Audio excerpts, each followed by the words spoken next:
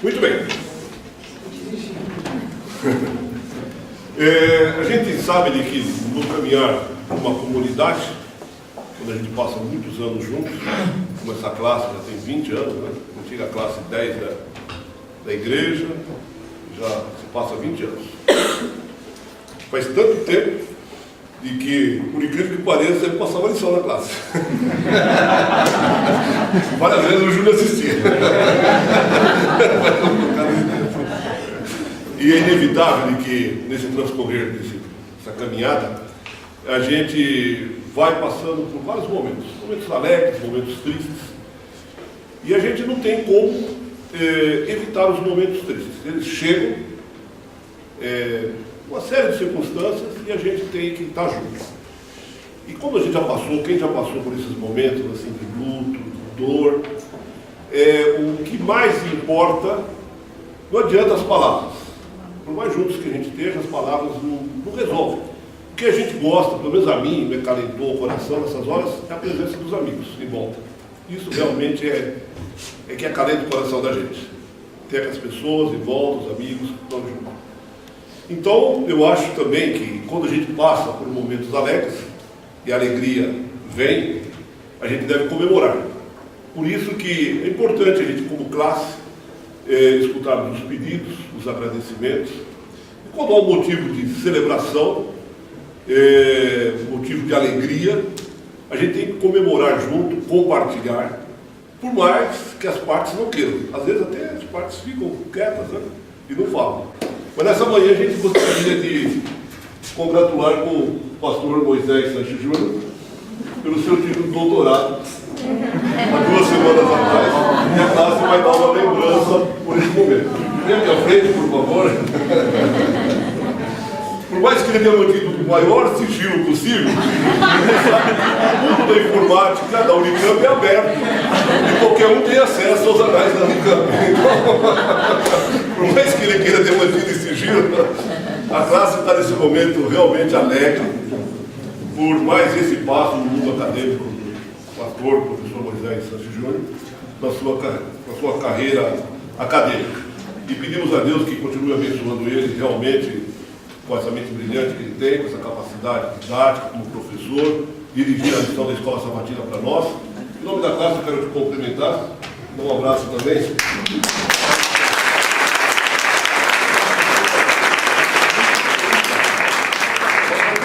Vamos fazer como faz sempre o presente? O presente tem que ser aberto.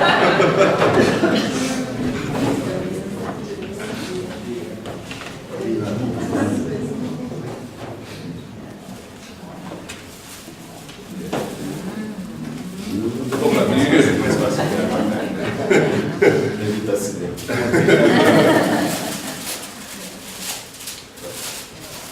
O presente que você pode dar para o pastor, o presente que a gente sabe que, sem medo, sempre será útil ao professor, ao pastor, é o terno.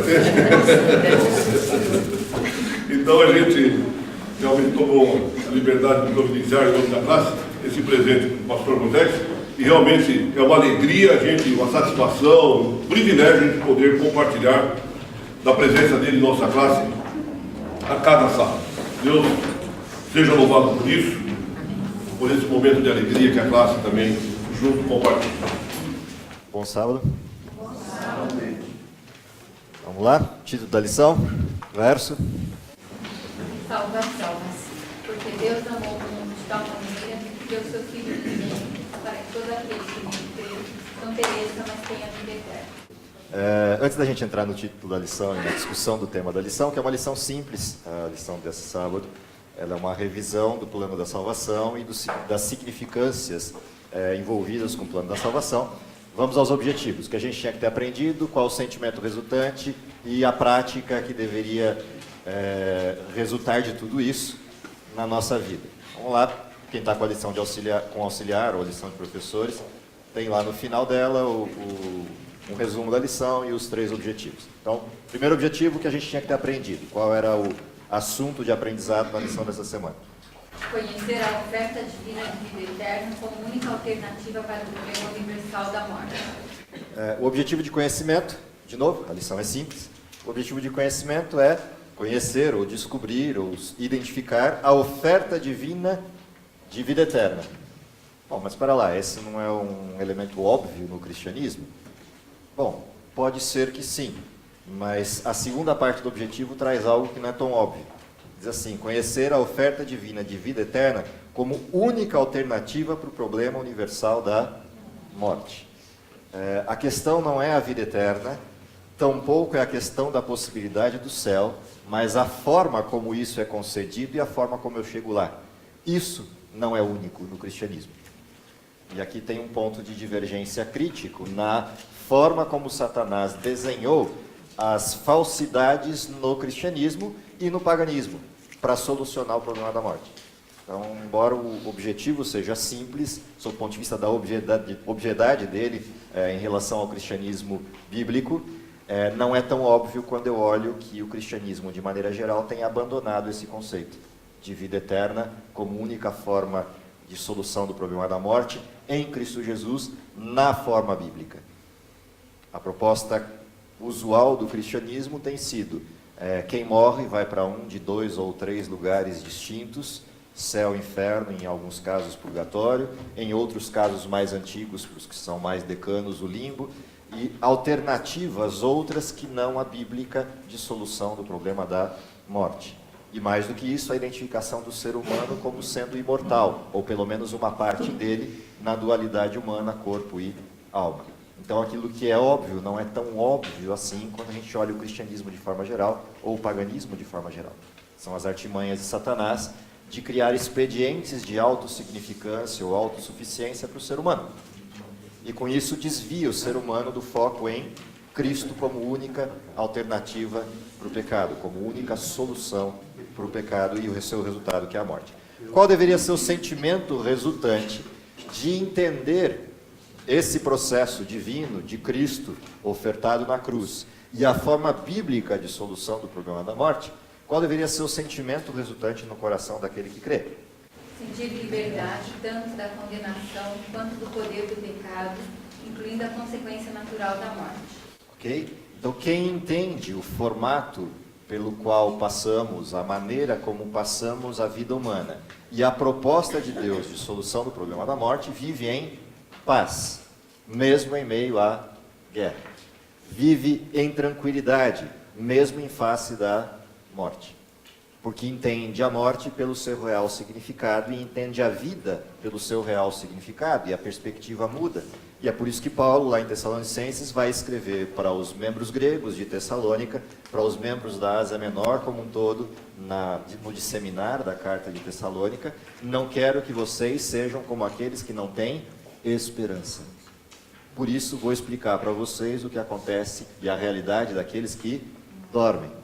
Todos os que morreram em Cristo ou dormem em Cristo serão chamados à vida por Ele quando o arauto, a voz de arcanjo, a trombeta soar no último dia, e viverão eternamente com Cristo. Então, o desenho de solução do pecado, na forma bíblica, restaura a esperança no coração daquele que vive os embates do hino que ouvimos. Essa estrutura dessa guerra, essa estrutura que nos faz suportar a guerra e nos defende dessa guerra, seja como uma armadura da fé, ou seja como a expectativa da esperança, é a certeza que temos da vida em Cristo. E essa vida não nos pertence, essa vida é concedida de graça. Essa vida não é algo que temos e possuímos como nossa estrutura residual, mas é algo que vem de fora para dentro. Consequente, qual a prática deveria ser resultante desses dois conhecimentos? O que a gente deveria fazer, uma vez que entenda essa oferta divina gratuita, que entenda o preço que ela custou, que nos fornece a liberdade e o sentimento de liberdade, qual é a prática? Aceitar a oferta de vida eterna, comprada a um elevado preço, mas doada generosamente. Então, a nossa prática deveria ser aquela que é óbvia. Alguém que recebe um presente desse tamanho tem só uma coisa para fazer: devolver o presente. Essa contingência, essa situação que ocorre no mundo parece um paradoxo ou uma situação incongruente, mas é o que o mundo tem feito. Recebe a vida de graça pelo preço que foi paga, de graça para quem recebe, não de graça para quem oferta, mas devolve o presente. E diz, eu não preciso dele porque eu já tenho vida eterna em mim. Essa é a resposta que o mundo tem dado nos últimos 6.000 anos a essa oferta gratuita de Deus. Então, esse é o desenho da lição dessa semana em relação a essas abordagens distintas sobre o plano da salvação. A lição passa por alguns pontos cruciais, lembrando que o foco do trimestre qual é? Primeira página lá, capa da lição. Vida e ensinos de Jesus. Portanto, se esse é o foco, a pergunta é o que Jesus ensinou sobre salvação. Cada lição, a pergunta que você deveria fazer é o que Jesus, pela sua vida e pelos seus ensinamentos, nos ensinou, nos demonstrou sobre o item que estamos estudando. Semana passada, o que a vida de Jesus e os seus ensinos nos demonstraram sobre o Espírito Santo. A lição de hoje, o que a vida de Jesus e os ensinos dele nos mostram sobre salvação. Então não é um olhar sobre a doutrina da salvação na Bíblia como um todo, mas especificamente na postura de Jesus frente a isso e na vida dele frente a esse fenômeno chamado salvação. E o primeiro assunto que já vem de cara nos primeiros comentários da lição, e os comentários são, pelo menos das 4 lições que estamos passando aqui, estão muito ricos. Dessas 3 primeiras e a próxima, que eu já dei uma olhada no fenômeno, esse desenho dos comentários escolhidos para a lição desse trimestre foram primorosos. E o primeiro desses comentários traz uma situação que é o conflito. O que Satanás pretendia, e eu já falei isso várias vezes aqui na classe, o que Satanás pretendia quando duvidou de Deus e bateu o pé, fincou o pé em manter a sua posição. Qual era a pretensão de Satanás? Ontem à noite me perguntavam isso. Mas Satanás sabe que vai perder, sabe que está derrotado, por que insiste? Simples, isso virou psicose.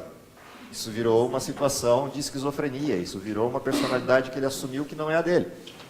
No sentido de, ele mentiu tanto para si mesmo que acredita na mentira.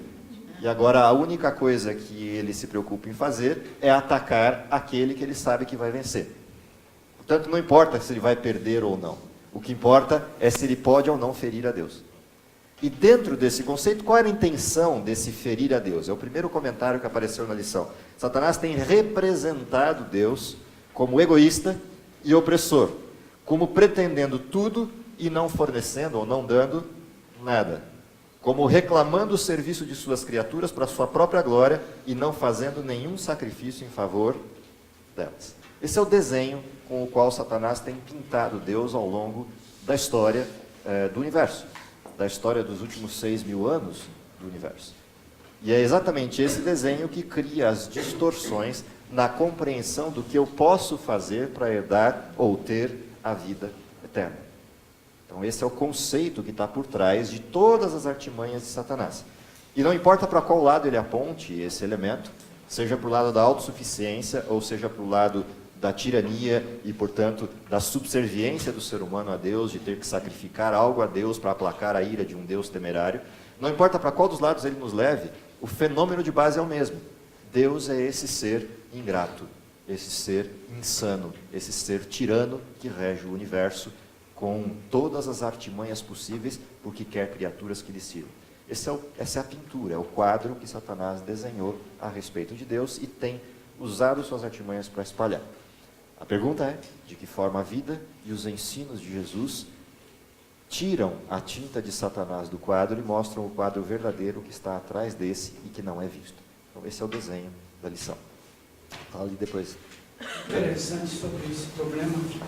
O Mark diz que no último encontro de Satanás com os anjos de Deus, e ele então resistiu, confirmando a mentira de si para si mesmo. Ela diz que houve uma rotura no caráter de Satanás. O que seria isso? Algo se estragou na mente, vamos dizer assim, no intelecto de Satanás. Houve uma rotura. E o resultado é exatamente o que nós... A lição da semana passada descreve essa ruptura. Qual é a ruptura que acontece no caráter de Satanás? Ele perde a presença contínua do Espírito Santo na sua vida. Daquele momento em diante, ele é mau e mau continuamente. Portanto, ele diverge de tudo aquilo que é o protocolo da criação, de tudo aquilo que é o protocolo de Deus. E é por isso que é tão insano tentar pensar por que Satanás é assim. Porque nenhum de nós é assim. Nenhum de nós é assim. Essa ruptura não existe em nós. Nós temos dupla natureza, o pecado reside em nós, mas o Espírito também reside em nós. E, portanto, é impossível compreender como o sujeito age daquela forma. A gente consegue descrever de forma didática, consegue espelhar isso em forma textual, mas não consegue entender. Como é que um sujeito pode ser tão insano de agir e viver dessa forma? Porque nós não vivemos assim. A gente só conseguiria compreender palidamente isso se cruzássemos a mesma linha que ele cruzou e vivêssemos o mal e o mal continuamente. Aí talvez compreendêssemos um pouquinho do que ele sente, mas não conseguimos entender.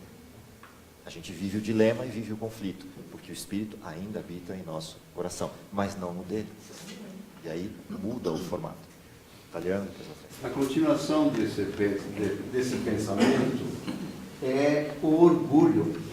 Se nós olharmos o Satanás e olharmos o ser humano, como pode, eu às vezes fico pensando, como pode o ser humano, alguém que fala do bem, da bondade, da generosidade, do amor, do perdão, esse pensamento é revolucionário. Temos que crucificar esse cara aí, temos que pôr no meio da bandidagem, porque ele está mudando.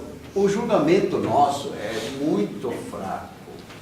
Então, eu acho que os juízes deveriam ter essa cruz, mais do que essa cruz, dentro dos coisas. Mas o que eu queria falar não era isso. Há religiões, inclusive eu me incluí nessa aqui, desde criança, que o temor a Deus era tão grande, que ipso facto nos levaria a adorar a Deus, temê-lo tremendamente, mas com medo. Eu sei que minha avó tinha um livretinho de orações, e lá vinha um demônio com patas de vaca, com aquela forca. Depois vi também Dante Alighieri, se não me engano, pintando aquelas belas mulheres com as cobras picando, etc. e tal, e etc. Então, aquele pavor de ver tanto sofrimento, a continuidade, faz com que pessoas religiosas, santas, que querem ser santas, continuem a vida inteira castos, sei lá, castidade, etc. e tal, para poder alcançar, quer dizer, uma doação para alcançar. Inclusive, eu estudei para isso e vi irmãos maristas se sacrificarem, hoje tem compaixão deles. Trazendo isso à luz da pintura, trazendo essa observação à luz da pintura, qual era a intenção de Satanás? Se eu tenho um ser humano com medo, há salvação para esse ser humano?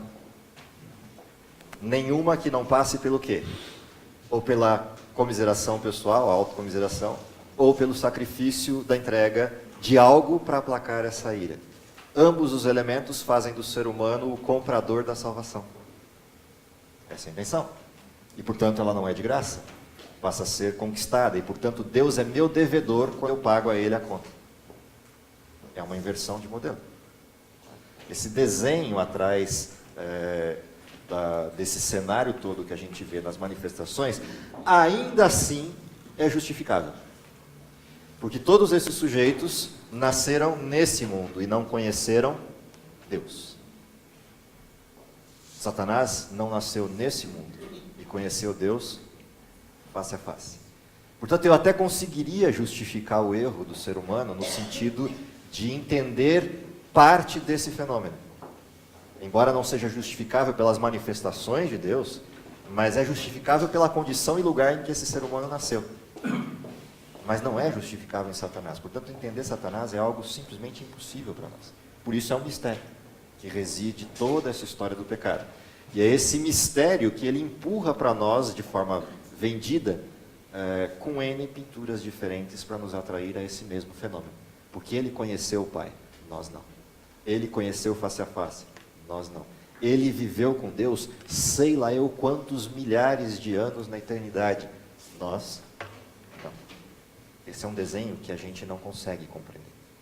Talvez comecemos a ver um pedaço do desenho, mas nunca vamos compreendê-lo de forma completa quando estivermos lá e contemplarmos Deus face a face. Ou talvez a dúvida somente: como é possível ter visto Deus dessa forma e não ter aceito? Talvez a dúvida somente a respeito dessa insanidade que foi o pecado. Lá atrás e depois. O inimigo, ele sabe que ele está derrotado, mas ele quer levar-nos com ele. E o plano da salvação é exatamente isso: um mundo livre e um mundo caído, e o Senhor quer que tenha um remanescente.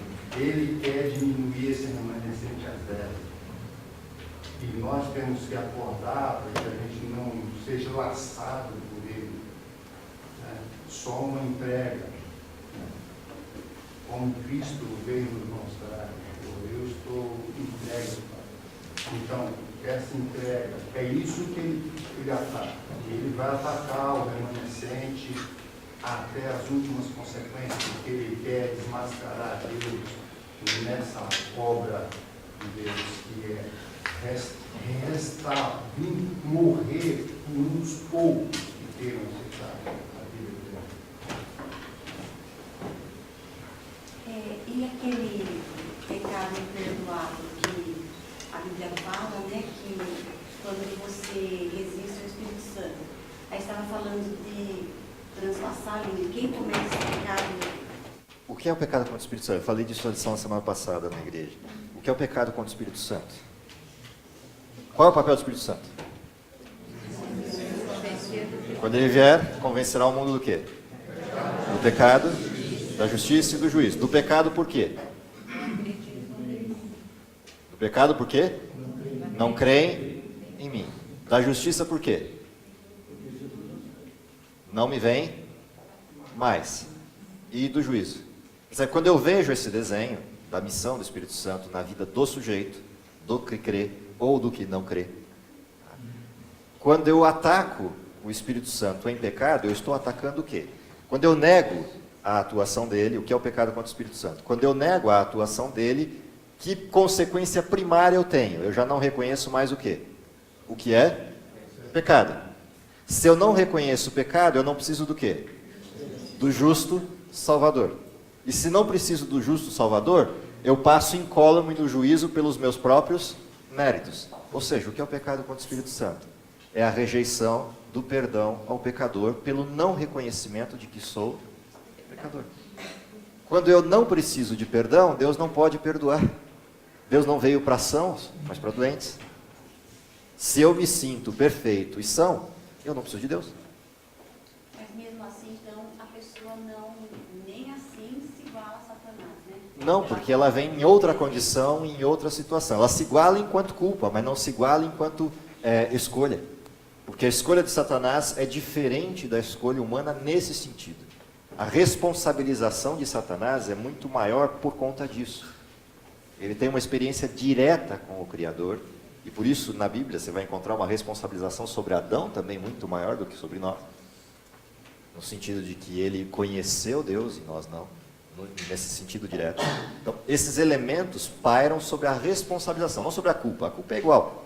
Pecou, é culpado tanto quanto. Não tem culpa maior ou culpa menor. Mas tem responsabilidades maiores ou menores. Isso tem. Então esse é o desenho. Então o pecado contra o Espírito Santo não é um ato, é uma disposição de vida. Uma disposição de vida na aceitação do perdão de Deus e na condição de pecadores redimidos por esse Deus, ou na rejeição disso. Ou seja, quer o presente ou não quer. No sentido direto é isso. É uma condição, uma disposição de vida que me leva a isso. Portanto, ninguém sabe quem pecou contra o Espírito Santo, a não ser Deus. É uma disposição de vida. Eu não tenho como ser humano capacidade ou habilidade de enxergar a disposição de vida. Eu só consigo enxergar o ser humano nos seus atos, não nas suas intenções nem nos seus pensamentos. E os atos são às vezes contraditórios aos sentimentos. Você quer fazer uma coisa e faz outra. Você pensa de um jeito, mas se protege por N razões por outro tipo de ação. Então não dá para julgar um ser humano pelos seus atos. Eles não são suficientes para isso. Pastor, seguindo essa linha de raciocínio, eu acredito que Deus não dá mais nenhum conhecimento para Satanás, mas também não tirou dele. Sim. Agora, nós seres humanos, eu acho que Satanás vive em consequência nossas, quer dizer, nós se ligamos muitas vezes mais a Satanás do que a Cristo, porque é o que a Bíblia fala. Jesus, se estiverem ligados a mim, nada acontecerá. Então, se estiverem ligados a ele, praticamente está ligado a Satanás e está fazendo com que ele exista e ainda com grande poder. Então vamos lá. Somos nós os culpados. Vamos lá, dentro desse contexto, o que a gente pode aprender então da vida de Cristo a respeito da reversão desse quadro? Então, primeiro elemento, na cruz, de novo, pensamento desejado a todas as nações, página 58, na cruz do Calvário, o amor e o egoísmo encontram-se, face a face. Ali teve lugar sua manifestação suprema. Cristo viveu unicamente para confortar e beneficiar. Ok, mas quem é que levou Cristo a essa condição? Quem forneceu Cristo? Qual era o versório? Porque Deus amou o mundo de tal maneira que fez o quê? Deu seu Filho unigênito. Para quê? Todo aquele que nele crê não pereça, tem a vida eterna. Então, de que jeito Cristo reverte a acusação de Satanás? Ele não vem, embora venha por vontade própria, ele não vem por escolha direta própria, ele vem por uma definição do Pai, em ofertar o seu Filho. E isso reverte a acusação de Satanás. Qual foi o preço da salvação para Deus? Perder o seu Filho. Qual foi o preço para Cristo? Perder a sua vida. O que é mais fácil? O que é mais fácil? Perder a vida ou entregar o Filho? Entendeu? Quando você lê isso no livro História da Redenção, ou mesmo no Desejado, ou no livro Patriarcas e Profetas, nos poucos relances que ele traz disso, aí você vê o tamanho da encrenca. Deus relutou em entregar o seu Filho. Porque havia um risco. Qual era o risco? Jesus podia pecar. Perder a divindade, Cristo não pode perder, porque é Deus, mas poderia pecar. E se pecasse, estava a ruptura completa entre Cristo e o Pai. Esse era o risco. O problema não era Cristo morrer na cruz. Esse era o problema pequeno. O problema era a ruptura completa pelo pecado de Cristo por toda a eternidade. Esse era o risco. E Deus não poderia agir de forma alguma interferindo nesse processo enquanto Cristo fosse humano. As escolhas teriam que ser integrais de Cristo, a disposição integral dele, a definição de dependência constante dele e não por interferência do Pai. Não podia haver manipulação. Dá para avaliar o tamanho do risco. Mas também dá para avaliar o tamanho do resultado. Quando Cristo vence Satanás nessas condições, está provado de uma vez por todas para o universo que a acusação não tem fundamento. Era possível a Adão rejeitar a tentação. Era possível a Eva rejeitar a tentação. Portanto, quando Cristo passa por essa condição, ele não só prova o caráter de amor do Pai em todas as dimensões possíveis, mas abre o espaço disponível para que a gente volte. Porque ele liga de novo o humano ao divino. Ele liga de novo a criatura ao Criador. E nessas condições, o que é o plano da salvação? O plano da salvação, em primeira instância, é a resolução dessa acusação. Em segunda instância, o pagamento do preço do retorno, para que Deus possa abrir a possibilidade da volta daquele que escolheu por vontade própria ser escravo de Satanás. E ele abre a possibilidade, pelo preço que pagou, no lugar de chegar até esse sujeito e dar-lhe uma segunda opção. Deus não poderia chegar para a gente e dar uma segunda opção. Porque eu escolhi voluntariamente Satanás. Quando ele morre no meu lugar e me permite permanecer vivo, ele ganha a possibilidade, pela sua vida, de me fornecer uma segunda opção. Mas a escolha continua sendo minha. Eu quero continuar com Satanás ou eu quero voltar para Deus. Portanto, em todos os sentidos se manifesta o altruísmo de Deus, a beneficência e benevolência de Deus contra o egoísmo, o orgulho, a insanidade da acusação de Satanás. Esse é o desenho da cruz. Esse é o desenho da salvação. E o que é o plano da salvação? Em primeira instância é essa oferta, em segunda instância é o que eu faço depois que um ser humano diz, eu quero o presente. Então há dois momentos do plano da salvação. O primeiro momento que é a oferta e o segundo momento que é a continuidade, a permanência contínua de Deus conosco. Portanto, quando eu digo, eu aceito o presente, eu abri a porta para tudo aquilo que Deus pode fornecer. E aí os textos próximos da lição se tornam fantásticos, que eu aconselho vocês a lerem em casa, porque a gente não vai poder ler todos aqui, porque são, assim, está sublinhado quase todos, se não todos, da lição dessa semana. Mas assim, não há limite para o que Deus pretenda fazer com aquele que aceite o presente. E o texto é claro, não tem limite mesmo. Não há nenhuma circunstância, nenhum pedido, nenhuma ordem de coisas que Deus não possa atuar. Mesmo que as respostas não sejam aquelas que eu imaginava, elas serão sempre melhores do que as que eu conseguiria escolher. Ou seja, não tem limite mesmo. A única condição é a aceitação do presente. Essa é a segunda parte do desenho do plano da salvação. Dentro desse contexto, salvação como uma iniciativa de Deus, que era a lição de segunda, o que ela propõe? Deus avança naquilo que nós não poderíamos fazer ou avançar, interrompe o processo do pecado, nos ama a tal ponto, entrega o Filho, e mais do que isso, entrega o Filho para quem, inclusive, não o aceita. Ou seja, a entrega de Jesus, ela foi por sujeitos como Caifás. Num dos textos que estava na lição, que era o texto de João 11, 49, mesmo Caifás, na condição de julgamento de Cristo, Cristo morreu por ele. E o curioso, ele reconhece isso. É a insanidade do pecado. O texto dizia assim, Caifás, porém, um dentre eles, sumo sacerdote naquele ano, advertiu-os dizendo, vós nada sabeis, nem considerais que vos convém que morra um só pelo povo, e que não venha a perecer toda a nação. Ora, ele não disse isso de si mesmo, mas sendo sumo sacerdote naquele ano, profetizou que Jesus estava para morrer pela nação. Olha a doideira que é isso. O mesmo sujeito que cruzou a linha, o Espírito atua nele e ele profetiza contra ele mesmo. Esse é o desenho. Ou seja, Cristo morreu por quem? Por todos. Todos. Indistintamente. Quando ainda eram pecadores. Ou seja, morreu na rejeição. Ele não morre na aceitação. Ele morre na negação. Para depois de morto poder salvar. Então esse é o desenho do tamanho do amor de Deus por nós nessa história chamada plano da salvação. Ou seja, não é só infinitamente grande, mas é infinitamente maravilhosa a graça de Deus e ela não tem limite. Não tem limite para o pecado, não tem limite para o perdão, não tem limite para o tipo de pessoa. Ela é absolutamente abarcante. O único limite para o perdão é a negação do perdão. Esse é um limite que Deus não pode transpor.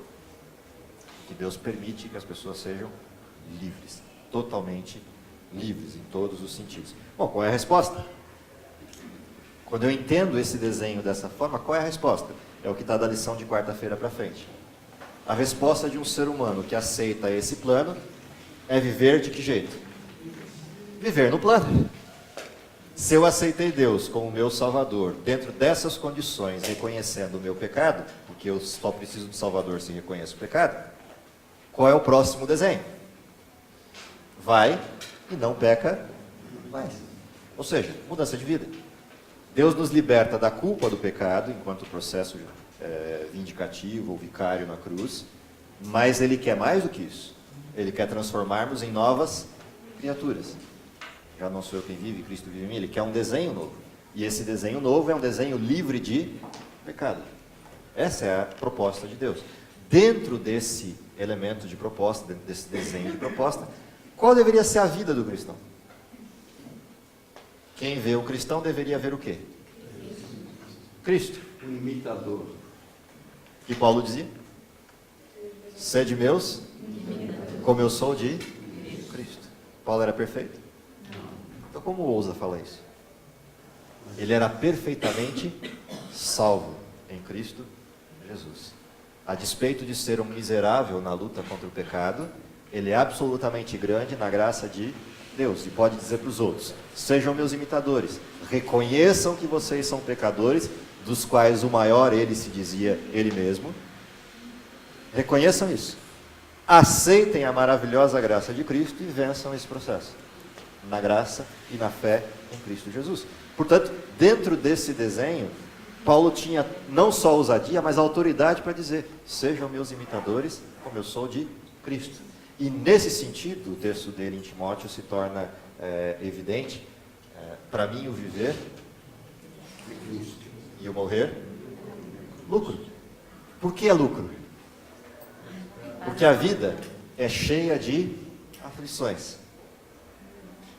O viver é Cristo, porque é Ele quem me dá paz para enfrentar as lutas do mundo. Mas o morrer é lucro, porque quando eu acordar de novo, o que eu vou ver? Aquele por quem eu vivi. Entende o desenho?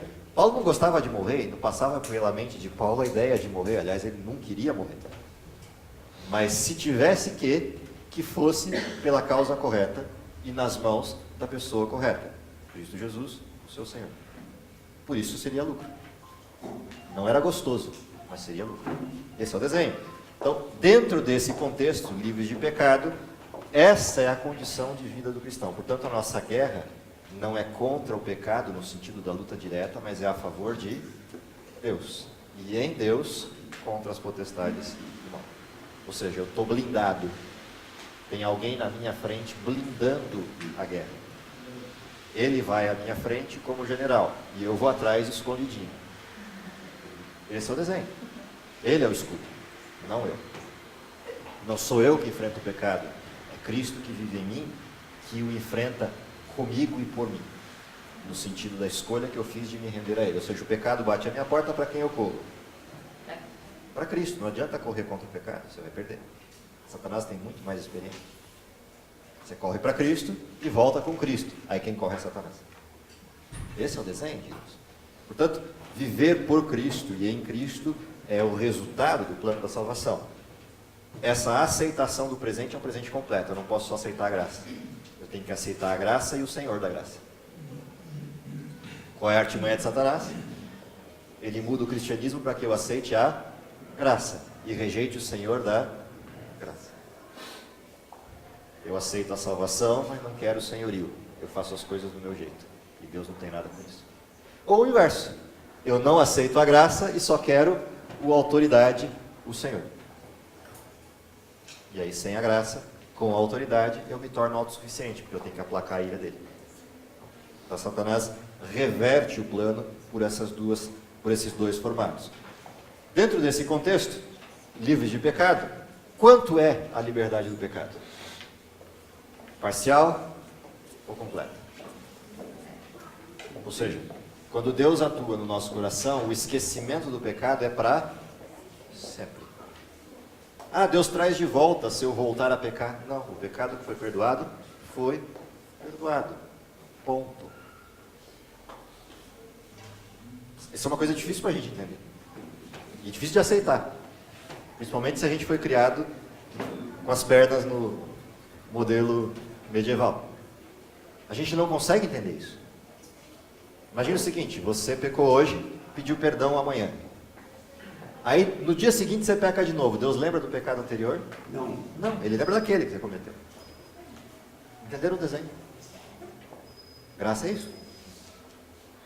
A gente não. Os homens talvez, mas as mulheres não esquecem nunca. A gente lembra do de ontem, do de anteontem e do de anteontem. E nos mínimos detalhes ainda aumenta um pouquinho para ficar pintado o desenho emocional. Mas é um desenho. Nós somos assim. Ainda prevê o futuro. Guardadas as brincadeiras, mas nós somos assim como muitos. A gente não esquece. E o pior, a gente não esquece os nossos próprios pecados. E o que Satanás faz? Ele se aproveita disso. É um psicólogo de plantão, né? Se aproveita disso. Ele percebe a nossa angústia e faz o quê? Ainda dá uma chacoalhadinha para ver se o odor aumenta. Entendeu? E a gente consegue lembrar de mais pecados. Isso vai ser o tempo de angústia. Quando você não ouve o Espírito Santo dizendo, você está perdoado, e Satanás começa a chacoalhar e tacar na sua cara os pecados que você cometeu ao longo de uma vida. Satanás, modo de dizer, né? Ele e os seus anjos. O que acontece? Você que não esquece, como eu também não esqueço, começa a remoer por dentro. Eu não fui perdoado, eu não fui perdoado, eu não fui perdoado. Deus não vai me aceitar, Deus não vai me aceitar. Qual é a promessa de Deus? Quantos somos livres do pecado? Totalmente. Use o exemplo que quiser da Bíblia, tem vários, mas é totalmente. Esse é o tamanho da graça. Diga ali e depois passou. É igual quando a gente... Você faz uma coisa errada e aí, tudo bem, Deus me perdoou. Aí semana que vem você faz a mesma coisa errada. Não, tudo bem, Deus me perdoou. Aí você vê que você não está conseguindo vencer aquilo, a gente cai nessa coisa de pensar, poxa, acho que Deus cansou de perdoar isso. Na verdade, você que já se acostumou um pouco a fazer a coisa errada. Mas Deus perdoa no mesmo 100%, né? Incrível. A promessa dele é que ele perdoaria o mesmo pecado quantas vezes? 70 vezes 7. Ou mesmo pecado. Então, quando você conseguir esgotar 490 vezes o mesmo pecado, você volta para Deus e começa a questionar, será que ele perdoa? Professor, eu vi o senhor falar isso aqui numa reunião, mas esse 70 vezes 7 É a perfeição. um número infinito. Sim, eu sei, é brincadeira. Eu ilustro como limitado só para brincar. Na verdade, o que Cristo ilustrou ali é a perfeição absoluta. Na verdade, Deus É o 7 gosta sobre de o 7. perdoar. Vejam só Cristo. Não tem limite. Não tem mesmo limite para perdoar. Na meditação matinal desse ano, o pastor Dr. Rodolfo, ele usa o pensamento da White, quando ela diz que quando Satanás nos afligir, lembrando-nos dos nossos pecados passados, nós temos que dizer para ele que ele é o inimigo vencido. Ou quando ele mostrar o tamanho do seu pecado, mostra o tamanho do seu Deus. Também estava na meditação dele no dia seguinte.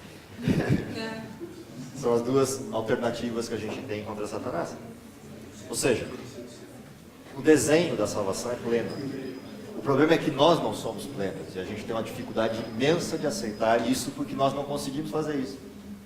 Nós não conseguimos fazer o que Deus fez por nós. E aí a gente trava Deus nessa limitação. Deus não consegue fazer por nós aquilo que nós não conseguimos fazer pelos outros. Quando na realidade é o inverso. Nós só vamos conseguir fazer o que Deus fez por nós para os outros quando aceitarmos o que Deus fez por nós e vivemos isso. Aí será natural fazer isso para o próximo. Portanto, amar ao próximo é impossível ao humano que não esteja entregue de forma plena a Deus, porque naturalmente a gente não vai amar ao próximo como Deus nos amou, porque isso não é natural para nós somos pecadores. Então, é um desenho de replicação de modelo, mas que vem de Deus para nós e não de nós para Deus. Eu posso pensar assim, que Deus perdoa eu plenamente quando eu estou arrependido plenamente? Sim, a primeira condição para o perdão é o arrependimento completo. Você 490 vezes por dia o mesmo pecado, eu não estou arrependido. Não necessariamente. Maria Madalena estava arrependida e ainda assim cometeu o mesmo pecado. Tudo bem, vamos dizer, mas eu repeti, quer dizer, então, tecnicamente eu posso, Deus está disposto a me perdoar quando eu verdadeiramente me arrependo, para que isso não se torne um problema repetitivo na minha vida e eu perca a noção. É que você perdeu uma noção na história. Eu vou ilustrar isso para a gente não alongar muito, que aí isso dá um outro tema e uma outra lição inteira. Mas entenda o seguinte, eu já ilustrei isso aqui na lição de uma determinada forma. Imagina esse cesto de lixo, não dá para enxergar aí de trás? Imagina esse cesto de lixo aqui como sendo o buraco onde você se enfia quando peca. Tá? Eu venho andando pela estrada e o buraco está ali. E eu não vejo o buraco, ou até vejo e gosto do buraco e me meto dentro. Só que esse buraco é um poço todo úmido e de barro ao redor. E quanto mais eu tento sair do buraco, mais barro forma e mais eu me atolo. Aí Cristo vem passeando por essa mesma estrada e chega na borda do buraco e me vê lá dentro naquelas condições. E o que ele faz? Ele olha para mim lá dentro e fala, eu não te falei para não te enfiar aí? É isso que ele faz? Não, ele faz só uma coisa. Qual coisa ele faz? Ele mete a mão no buraco até essa mão chegar, tá vendo? Até essa mão chegar lá, ilustração on time. Até essa mão chegar a que distância? A uma distância que é impossível não ver a mão. Ou seja, ele bota a mão na minha cara aqui para eu não ter desculpa de que não estou vendo. E faz só uma pergunta. Quer sair? Se eu quero, eu seguro a mão e o que ele faz? Puxa, ele não me pega se eu não pedir. Ele não me pega se eu não deixar. Mas ele põe a mão em condição que eu não tenha dúvidas de que a mão está disponível. E ele não me pede nada em troca para me tirar do buraco. Só me pede se eu quero ou não quero sair. Isso é arrependimento. seja, você quer sair desse pecado, ou você sentiu a tristeza de estar lá no buraco, ou você gosta de estar lá? Se eu disser, quero sair, ele me tira. E o que ele faz quando me tira? Limpa as feridas, lembra, samaritano? Limpa as feridas, pensa as feridas. Me coloca em condição de pé outra vez, de frente para o buraco. Fala, anda. Não. Me coloca de costa para o buraco e fala, vai, não peca mais. Qual é a minha escolha a partir de agora? Ele foi embora. Eu vou andar para cá, ou vou dar meia volta aí, e enfiar lá de novo. Quando ele passar de novo e eu estou lá de novo, o que ele faz? É a mesma coisa. Tantas quantas vezes eu caí no buraco, tantas quantas vezes ele vai ofertar-se para perguntar a mesma situação. Quer sair? E se eu disser quero, é tudo o que ele precisa para me tirar de lá. Isso é salvação. Isso é graça. Percebe? Agora, não é graça para eu ficar no buraco. É graça para tirar do buraco, me lavar, me pôr de pé e virar de costas para o buraco e falar, é para cá o caminho. Isso é graça. Agora, decidir andar, ele não faz por mim. Portanto, o perdão não está condicionado ao próximo passo que eu vou dar. Está condicionado ao passo que eu dei. Aceito a graça. Essa é uma coisa difícil da gente entender. Nós somos criados na cultura medieval. A gente não consegue entender isso. É muito maior do que a nossa compreensão. Isso foi o motivo da reforma. Essa foi a grande angústia de Lutero. Ele não conseguia entender como é que ele ia vencer o processo do mal. Até que ele se depara com os evangelhos e vê o quê? Graça. Aí ele fala, agora eu entendo. Que não importa quão fundo eu vá no pecado, se eu quiser sair, ele me tira. E não me pede nada em troca para tirar. Me pede depois que tirou. Agora de pé, curado, com condições de andar, ele pede, vai e não peca mais. Ele não me afunda mais no buraco. Assim foi com Maria Madalena e com todas as histórias que você vê na Bíblia. Jesus não pediu nada para o ladrão. O ladrão virou para ele e falou, eu quero ser salvo. O que Jesus falou? Está resolvido. Está salvo. Não dá para descer da cruz, não dá para praticar o bem, não dá para aprender doutrinas, não dá para resolver o passado. Ok, o passado já está aqui na minha cruz. Tira das tuas costas esse passado, joga nas minhas. Você está salvo. Descansa em paz. Quando você abrir os olhos de novo, está salvo. Toda a missão do ladrão foi feita após morte. O ladrão pregou mais do que qualquer um de nós. Mais morto. Quando ele acordar, ele vai descobrir quem ele salvou. Milhares e milhares de presidiários ao longo da história do mundo que viveram a mesma condição que ele. Ele não tem a menor ideia de que isso aconteceu. Sabe quando ele vai descobrir? Vai sim. Quando as pessoas começarem a falar, obrigado por ter me salvado, mas eu não fiz nada. Ah, eu vou te contar a história. Eu era assim, assim, fiz a mesma coisa que você e descobri sua história. Amém.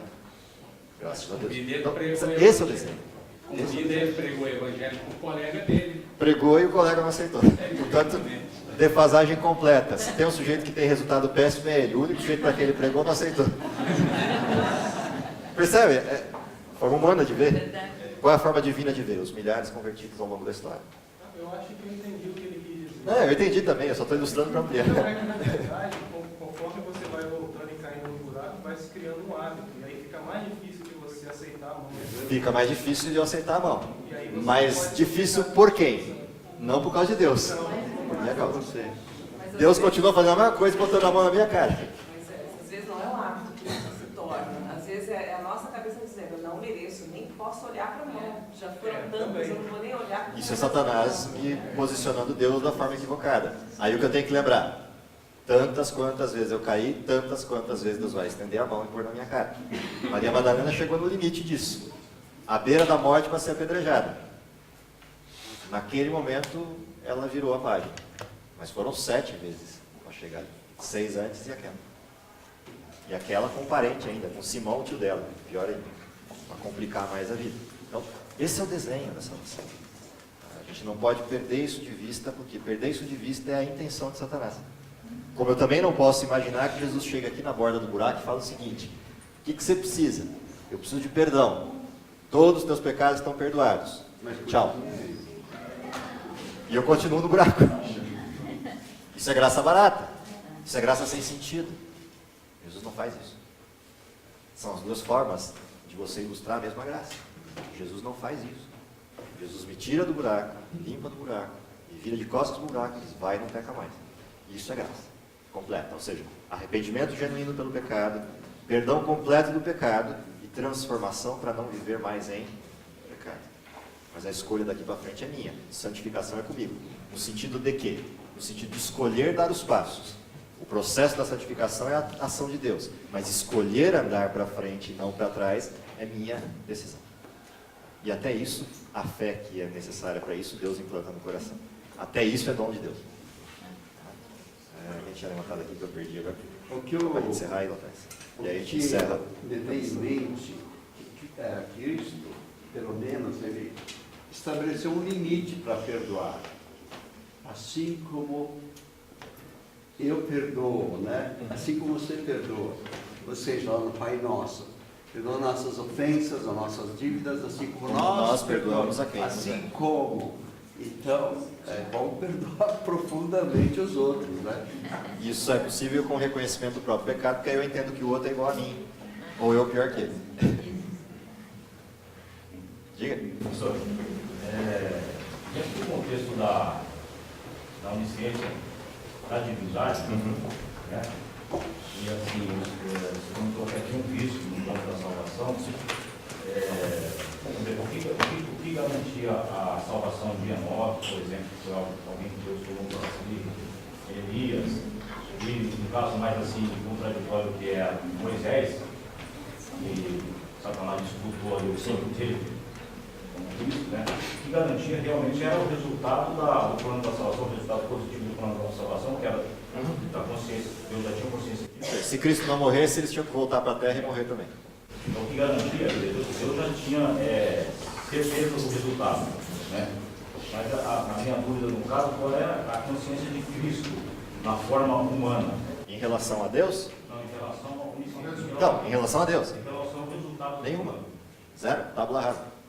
Nasceu como qualquer um de nós, sem nenhuma perspectiva de futuro, nenhum conhecimento de passado. Tábula rasa mesmo. Por isso é o risco.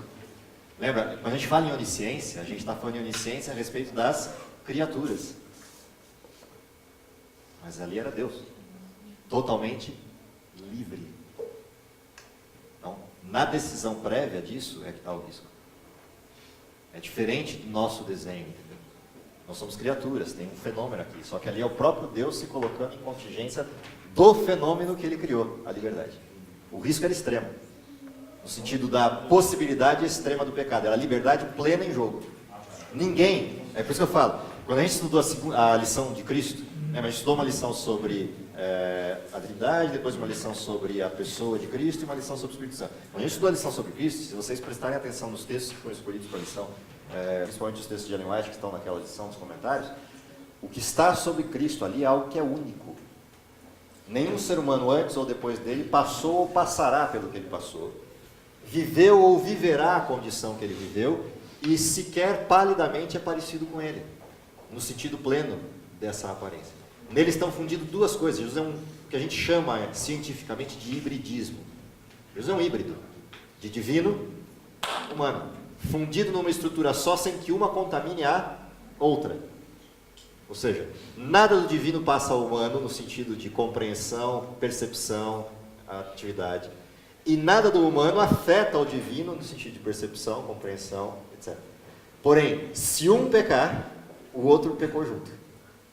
Isso é híbrido, isso não tem, a gente não consegue explicar. A Bíblia chama isso de mistério, a estrutura toda é um mistério. O poder que ele tinha vinha diretamente de Deus mesmo. A dependência de Deus possibilitava a atuação do poder divino dele. Por exemplo, se Jesus fosse fazer um milagre, de quem era o poder? Dele. Era o poder. Mas quem autorizava a usar? Ou seja, o poder fluía dele, porque ele era divino. Tanto é que quando uma mulher tocou em Cristo, por trás, sem ele ver, o que ele sabia imediatamente que aconteceu? De mim saiu poder. O divino diz isso a ele. Mas ele não tem poder sobre o divino, no sentido de interferência para saber do divino o que aconteceu, mas tem o poder de decidir usar. Ou seja, Jesus tem algo que nós não temos. Se alguém chega e toca no teu calo, você tem poder para fulminar o sujeito assim, não abrir e fechar de olhos. Jesus tinha, bastava querer. E ele sabia disso. Vai resistir o pecado nessas condições. Percebe? Plenamente humano, com os seus e os meus sentimentos, no sentido das emoções, não no sentido da pecaminosidade das emoções, mas com a possibilidade de escolher fulminar você instantaneamente se você pisar no meu calo. Resiste isso. Olha para um bandido matando o outro na rua e resiste não matá-lo. Entendeu, Cristo? Cristo passou por coisas que nós não temos a menor ideia do que significam. Por isso a Bíblia é clara em dizer, foi tentado em tudo como nós, mas sem pecado. Não nas mesmas tentações que nós, porque Cristo não era igual a nós. Em tentações absurdamente maiores do que as nossas, ele resistiu. Portanto, ele provou de forma clara para o universo que Deus é quem diz ser. Deus é amor. Não há dúvida sobre isso que paira no universo. E quando as intenções de Satanás se manifestaram na morte de Cristo, o universo sai em raiva, enfurecido com a cena, cobrando de Deus que tire Cristo de lá. E o que Deus diz para o universo? É por amor, vai ficar. E o universo não entende. Aí Jesus ressuscita, e o universo vai cobrar de Deus o quê? Ok, já entendemos a lição, encerra a história, acaba com tudo. Ainda tem gente lá. E o universo continua insistindo. Até quando? E Deus diz, mais um pouquinho, ainda tem mais gente lá. Deus é longânimo, não querendo que ninguém se perca. Antes é misericordioso, quer que todos cheguem ao arrependimento. Pior, esse todos não é o mundo. Esse todos é, como dizem hoje, é nós. Esse todos não é o mundo. Porque o mundo virá para Deus por nosso intermédio. O quem Deus está esperando somos nós. O remanescente que o xerife ilustrou. Esse é o que Deus está esperando. O verso de Pedro é para os hebreus, não é para os gentios. O verso de Deus é para os cristãos conversos, não é para os gentios. Portanto, por que Cristo não veio ainda? Simples. A gente não está aceitando o presente de forma completa. Não é o mundo, é a gente. Quando a gente aceitar, Deus encerra a conta. Derrama o seu Espírito de forma profunda e completa na humanidade inteira e em nós para pregar, no mundo para aceitar ou rejeitar, e a conta termina. Cristo volta. O que eu aprendo do plano da salvação? Primeiro, é a vontade de Deus, o Pai, na liberação do seu Filho. Segundo, é a contrafação da acusação de Satanás. Terceiro, é ocupar o nosso lugar para que a gente tenha a possibilidade do caminho de volta. Quarto, a possibilidade da oferta de uma escolha, para que a gente tenha uma segunda opção e não a escravidão do pecado. Quinta, que essa segunda opção não paire na salvação e na graça, mas continue com o vai e não peques mais. Viver com, por e para Cristo. Se isso for verdade, Cristo volta na nossa geração, é o que eu espero para vocês. Querido Pai que está nos céus, te agradecemos por tão grandiosa graça manifesta na cruz de Cristo em nosso favor. Te agradecemos porque essa graça nos atinge não só como uma proposta de novidade de salvação, mas como novidade de vida. Te pedimos poder para isso, para que possamos viver uma vida semelhante a Ti, no processo da santificação, para que o mundo veja em nós a manifestação de Cristo através do nosso amor pelo nosso semelhante. Perdoa os nossos pecados, seja tolerante conosco e não desista de nós, e principalmente, possibilite que esse amor se manifeste em nossa vida ainda nessa geração, para que vejamos Cristo voltar e cumprimento a Tua promessa. Isso é o que lhe pedimos, porque confiamos nos méritos de Jesus e em nome de quem oramos. Amém. Sublime amor.